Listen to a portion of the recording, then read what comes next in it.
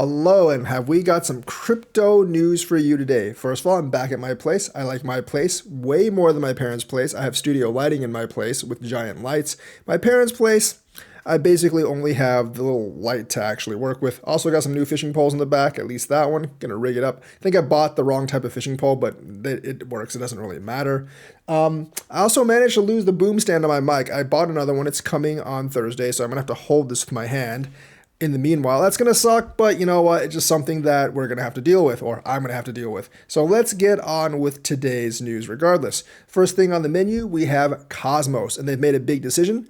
They're capping inflation at 10%. Now, you might think that's a big number, but they're bringing it down from 13 to 10 right now. That does mean staking rewards are going to come down from about 19% to 13%. So it might suck for people that are actually staking, but Cosmos needed to do this to stop runaway inflation at this point. Obviously, you want that supply to stay below a certain number. You don't want it to go super, super high. And, you know, at 10% inflation, that might sound like a lot. And like for a basis of our economy, if we kept inflating at 10% per year for like 100 years, obviously that would be really, really bad. But you're talking about crypto and a timeline of only a couple of years, probably be at least 2 or 3 years before you really feel it. And that's enough for the next bull run. So I think you're actually okay with this. I think they're going to bring the inflation rate down even more in the future and eventually stabilize the supply. So kind of like what Cosmos is actually doing right now, definitely support this. They basically did this on Cosmos Hub, and basically the proposal passed narrowly with 41.1% of the votes in favor versus 38.5 votes against, in the highest ever turnout vote in the Cosmos ecosystem. Obviously, a lot of the stakers are going to be against because they want that reward, but a lot of the non-stakers are going to be like, well, you know what, we need to control the supply. And even many of the stakers are probably like, we need to control the supply. Eventually, as the supply inflates more, they're going to need to bring it down even more. You can't have 10% forever, but that's not really a problem for right now. At least in my opinion, it's not. Cosmos remains pretty good, but they do need to bring more value to the chain rather than just staking. They need to find more uses for the Cosmos token. I think like they need to go DOTS route, and I think DOT 2.0 is going to get more value onto the chain itself. Cosmos, a lot of the stuff uses the SDK, but that doesn't necessarily help the actual value of the coin, and they need to figure out a way to help the value of Atom Coin, especially for this next bull run. So that's the big decision by Cosmos, that they cap the rate at 10%, bringing it down from 13%. They're probably going to bring it down more in the future, but for right now, 10% is that magic number. Binance, with their brand spanking new CEO and their old CEO maybe having to stay in the United States, he's also appealing that decision. But on that, they are delisting some coins. And I don't know if this will actually matter to a lot of people, but because they're actually delisting a bunch of coins that have never really heard of. It probably just fell out of the volumes chart, and that's why they're delisting it. So they will be delisting BTS, Pearl, Torn, WTC. I've actually heard of WTC before, so a couple of you might have that.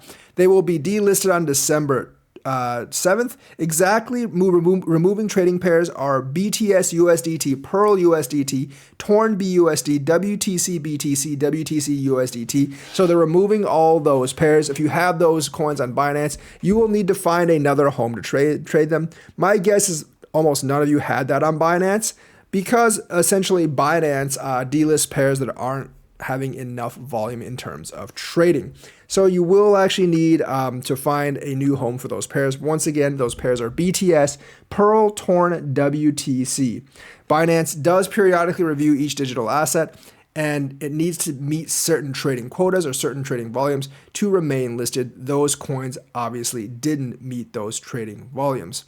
And of course, it also depends on the team's community to the project, but that doesn't say anything about these specific coins, just that like no one is actually interested in really trading them right now. So once again, those coins are BTS, Pearl, Torn, and WTC.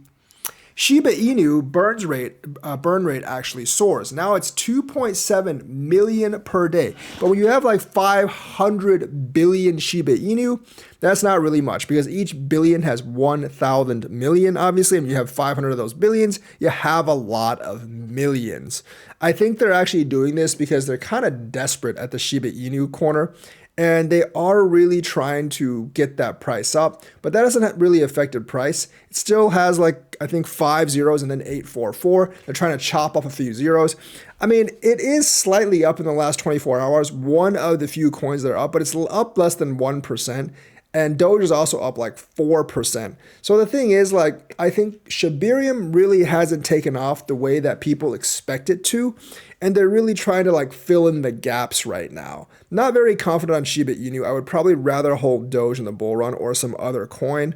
I think like Shibarium had a lot of hope attached to it, and then like it kind of like crashed and burned. Well, let's not say like crashed and burned, but like Shibarium just didn't seem to do as well as some people thought it would actually do. So Shiba Inu is suffering because of that. You know, the thing is, it might actually not do as well as people think during the bull run. A lot of times these like big meme coins, besides Doge, of course, they have like one bull run, and then after that, if they fail to make anything of themselves, they don't really have another one. And that's kind of like the issue I see with Shiba Inu at this point, that there's just really not much to the coin. They tried to make a community out of it, but I'm not really sure if it worked. And it doesn't really seem like that many people are actually interested. And then you have the sticky situations like Raitoshi and all these other the developers. You know, you just don't really know what's going on there. And, you know, we don't really know about the commitment to the project. It was a good meme coin, but it's not the first one. It doesn't quite have the community that Doge has. And it looks like it's falling in terms of ranking, in terms of market cap. So I probably wouldn't buy into Shiba Inu right now. The SEC has not been able to serve Richard Hart in Finland because they have not been able to find him. He is a slippery little eel, isn't he? I mean, Binance, like CZ basically turned himself in, but Richard Hart is not going to do that. He's staying outside the United States. The SEC has confirmed this, saying to date, the commission has not received confirmation of service of process on defendants in Finland pursuant to the convention, the filing declared. In a recent court filing, it was disclosed that the SEC continues its efforts to officially serve the lawsuit to Hex founder Richard Hart. Now, to serve someone the lawsuit, they have to find him first, and he is one slippery eel, and he is being accused of securities fraud on July 31st. They think Hex is a security. I don't know if they find him and serve him with a lawsuit. I'm not really sure if he's going to be able to defend himself in U.S. court. But the thing is, they can't find him, so they can't actually serve the lawsuit. There's allegations that he currently resides in Finland, but they're not really 100% sure of that either. They have no idea where the hell he is.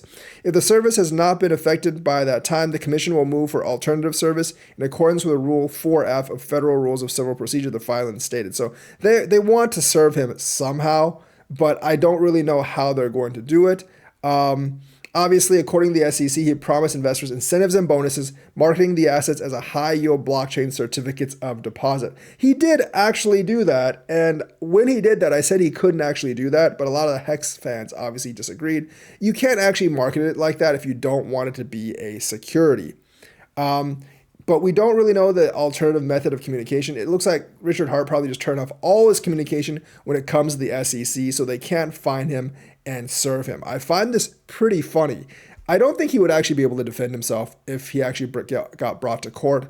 But at the same time, if they can't find him, they can't serve him. So I want to see what the SEC does. Coinbase has added ADA Link Doge XLM to perpetual futures. Perpetual futures are just futures that do not have an expiration date. You can essentially gamble and speculate on their futures forever and ever and ever. Now, obviously, I'm not a big fan of this. I think it's just another manipulative way for cryptos, but I know some of you love it because, you know, people like to day trade into crypto and, you know, bet on futures and leverage. But I think like the more stuff that Coinbase adds like this, the more profit they'll make. So if you're holding Coinbase stock, I think this is good. But, you know, if you want like you want a better market in the United States, I definitely don't like this. You know, I think all of you know what I think of the secondary market. I think it's like manipulation of assets without actually holding the asset.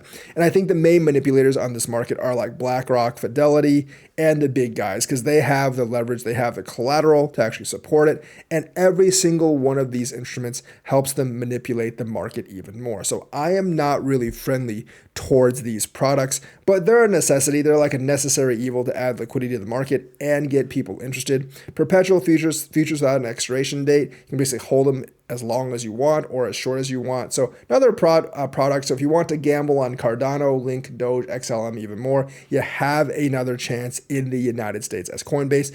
I really, really suggest people don't actually do this stuff because it can get you super wrecked unless you really know what you're doing and you have a crystal ball for the future, which I know none of you do. But if you want to do it, it's there. So that's the news for today. Let me know what you think. Like and subscribe. Hit that bell notifications button. Thank you and have a nice day.